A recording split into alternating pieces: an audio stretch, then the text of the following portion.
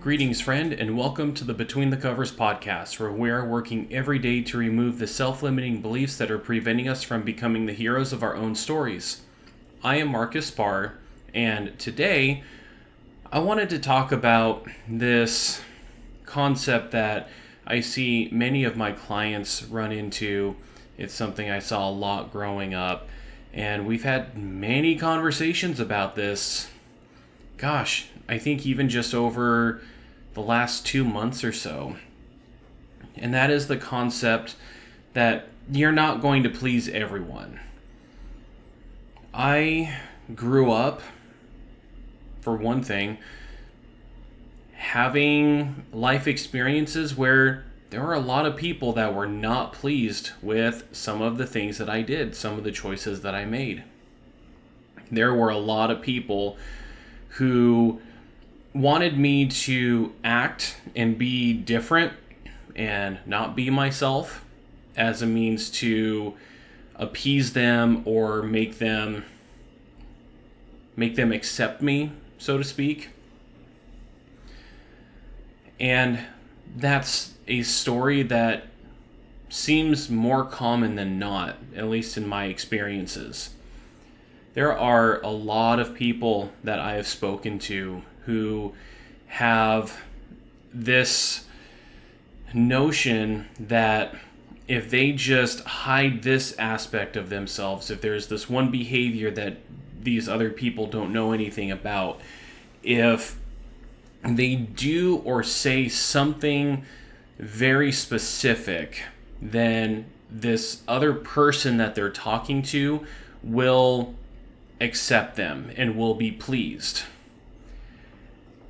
And I don't know about you, but in my experience, that's exhausting. That is a lot of hoops to have to jump through because everyone has their own expectations of what will please them. Personally, I'm just more of the mindset that it's just not worth it. It's not worth trying to please everyone.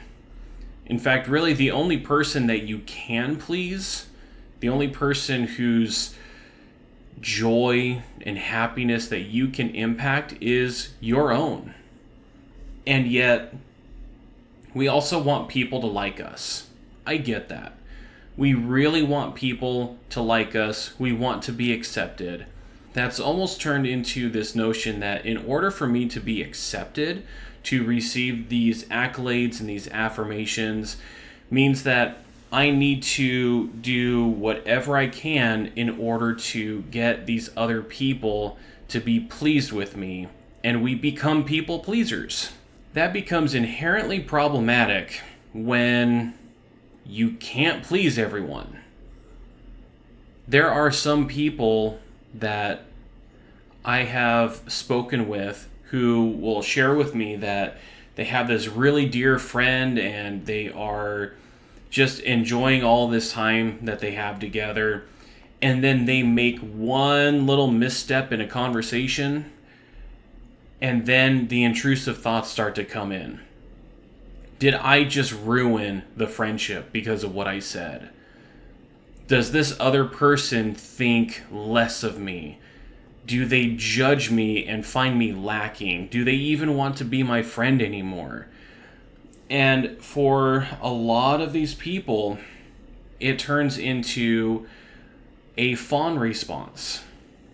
Maybe this is something I brought up, but there are more than just 3 fear responses.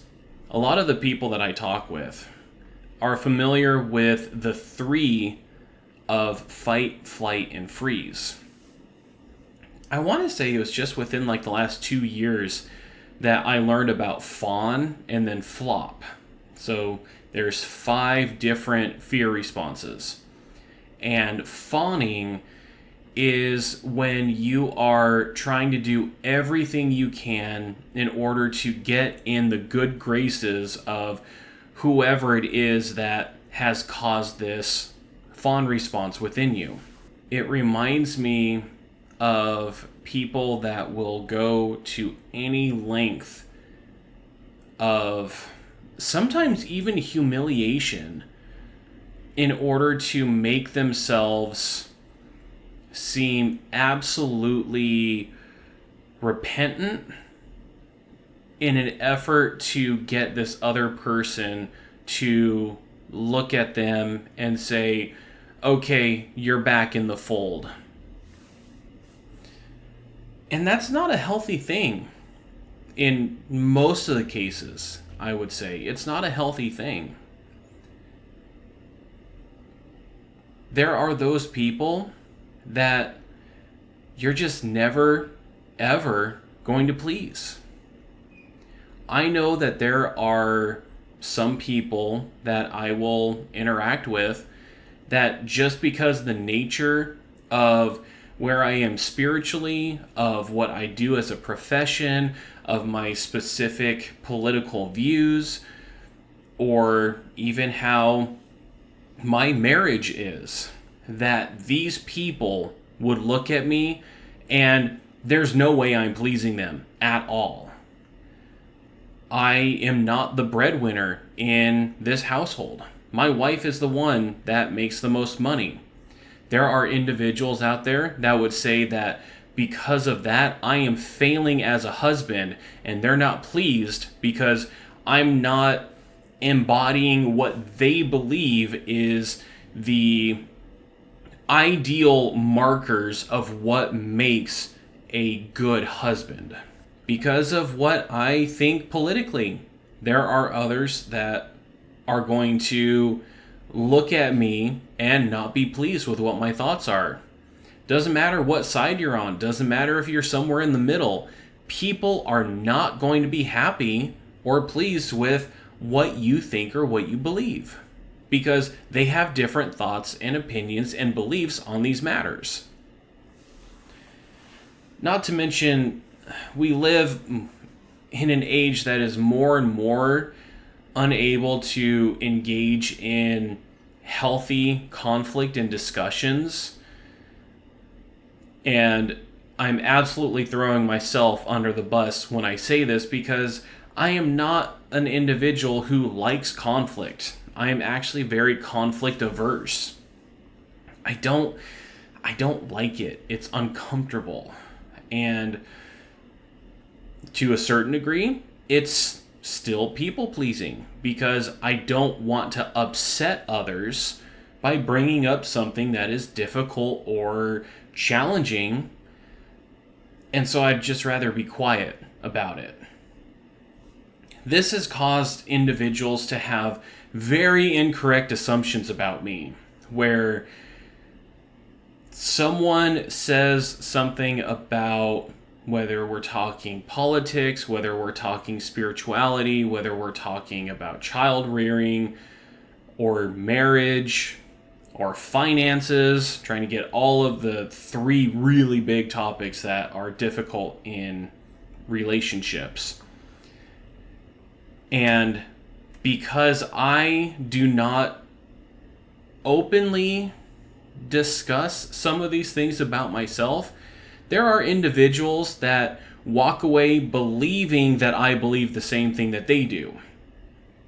All the while, no, I don't. I do not believe what they believe. But because I didn't say anything, they walk away as if I do. And then it ends up coming out later, and then these people are sorely disappointed in me because, oh, I thought we were on the same page about this. You may be thinking that, Marcus, that's a little bit of a bizarre example. And it might be. It honestly might be. Yet, I know of some other individuals who have gone through something very similar. So what do we do when we just can't please everyone? I would say a good first step is, first of all, be content with who you are. With some of the conversations that I have, there is this idea that by having these people happy with my thoughts and my beliefs and my emotional state will give me the affirmations and the accolades that I'm looking for. I want to get those attaboys or the attagirls or good jobs or welcome to the club. In a lot of these examples, we're talking about people who may even be compromising on who they are because they don't believe very fondly of themselves. It depends on the day that you catch me on, but there are days where I do really care about what some other people think. Most days, I don't give a rat's ass what people think about me, because I'm going to be me. And if someone else doesn't like it, my mentality goes to, no, they're the ones missing out. I know that seems very sanctimonious or egocentric when I say that. I have done a lot of work, though. I would say a lot of work over the last 20 years at least in accepting myself, in being content with who I am. And one of the things about that is the person that I am today, different from the person I was 20 years ago. And 20 years from now, I'm going to be a different person then. I grow, I change, I evolve. I have my thoughts and my beliefs challenged. They change. And that's just a natural part of life. It's honestly something that I can draw strength from. Doesn't matter what I am around, what I'm hearing, who is saying what, especially for those who want to influence me. If I hear or see something and it doesn't set right with me, then what I will typically do is go back to what I know about myself and say, does this align with what I value? If it doesn't, then I just move on. That can upset some people. And I'm curious, when you consider the person that you are, what do you usually think of? Are you immediately going towards things that you don't like about yourself? Or are you someone who looks at yourself through a much more positive light? Or are you somewhere in between? Again, for me, it depends on the day that you catch me. Yet, more often than not these days, I am firmly encamped in if you don't like who I am, then that's fine with me. I'm not going to change. I'm not going to bend over backwards. I'm not going to jump through hoops in order to get you to like me. I don't need those affirmations. I don't need those accolades. I'm going to be me. I heard a lot growing up that I just dance to the beat of a different drummer. Maybe that's you too. Maybe you're just dancing a different dance from everyone else. That doesn't necessarily mean that it's wrong. It just means you guys are listening to different music. You're dancing to a different song. And maybe what you need to do is find those who are dancing to that same song as you are, instead of trying to get your dance to line up with someone else's that's in a different tempo. Maybe it's a different speed. Maybe it's a different dance entirely. Maybe you guys are dancing the same song, but you're a couple of steps ahead. That might not please some people.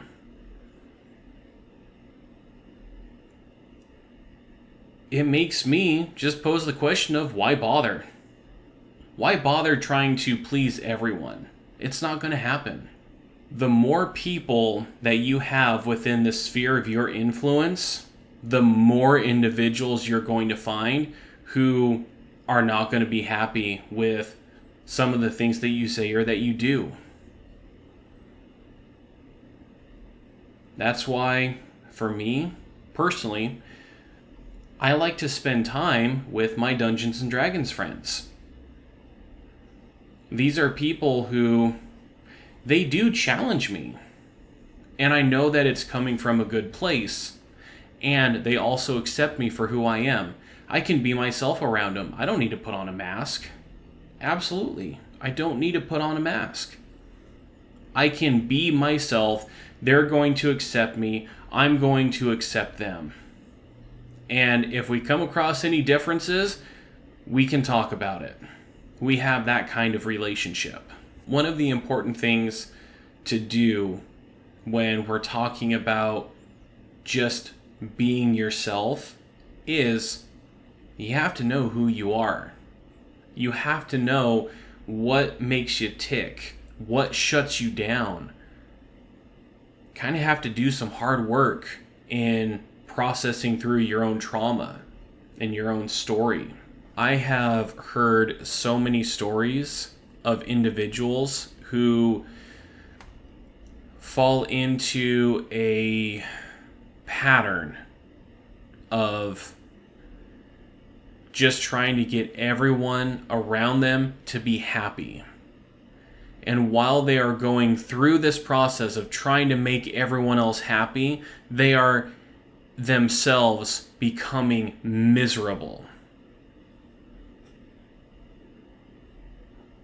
I want to reiterate, there is only one person whose happiness and joy you have any control over, and that's your own.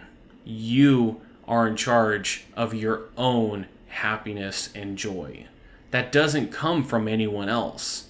Instead of trying to make everyone else happy, take some time to focus on your own. I'm not saying that we want to become self-centered by any means. We don't want to become selfish. Yet, there are some individuals that I've worked with who, when we start talking about the things that they genuinely enjoy, they come up blank. They have no clue what it is that brings them genuine happiness. For some of these individuals, that kind of got beat out of them as a kid. They were not allowed to participate in some of the things that they wanted to do. Maybe it's because of time restraints, maybe it was finances, maybe they just did not live in a safe environment where they could openly vocalize what it is that they honestly wanted to do. I have spoken with many individuals where their childhood was stolen from them. I have spoken with many people who had to grow up way too fast. I have spoken with individuals who experienced such neglect by the people who are supposed to give them the love and attention and affirmation that every young child wants to have. And I've spoken with individuals who have gone through terrible traumas that put them into a survival response for years of their life. A lot of people who didn't have the opportunity to play and explore and discover what it is that they liked, what helped them to come alive. Maybe this is something that you can relate to. There are people who weren't encouraged to ask questions and explore the world around them outside of the lens that was deemed acceptable in their lives. I think about individuals who grew up in purity culture, who had some kind of question or curiosity about their own bodies, their sexuality, and if they were ever to bring that up to anyone, it was immediately shut down.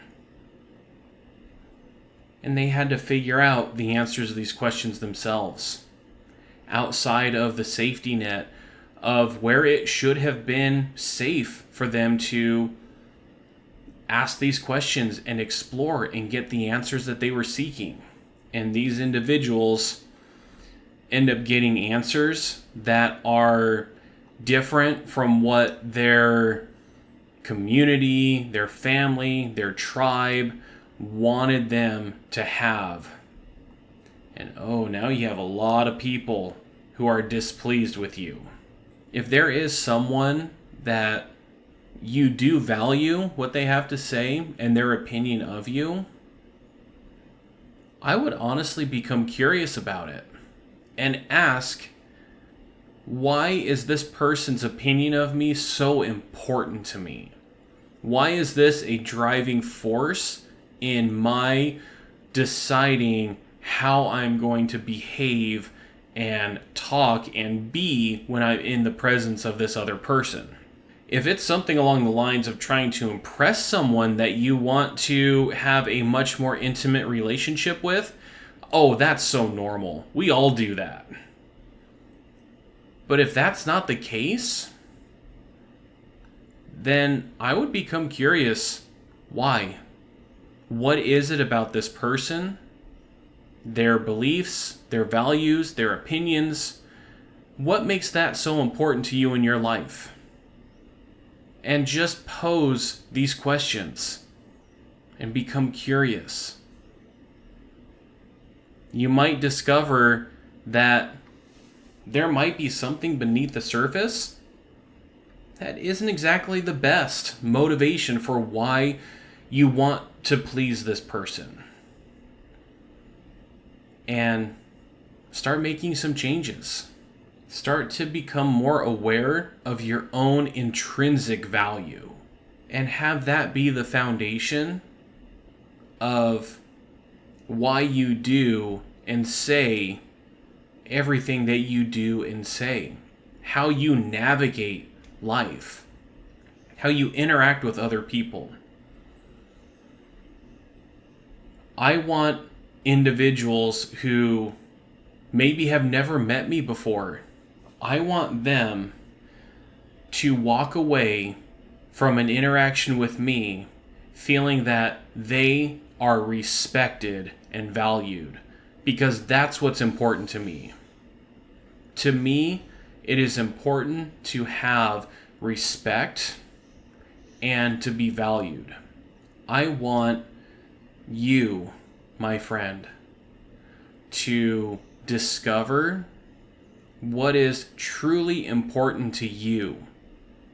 And doesn't matter if you have different beliefs than I do, if you have different political views from me, I am going to respect you for who you are.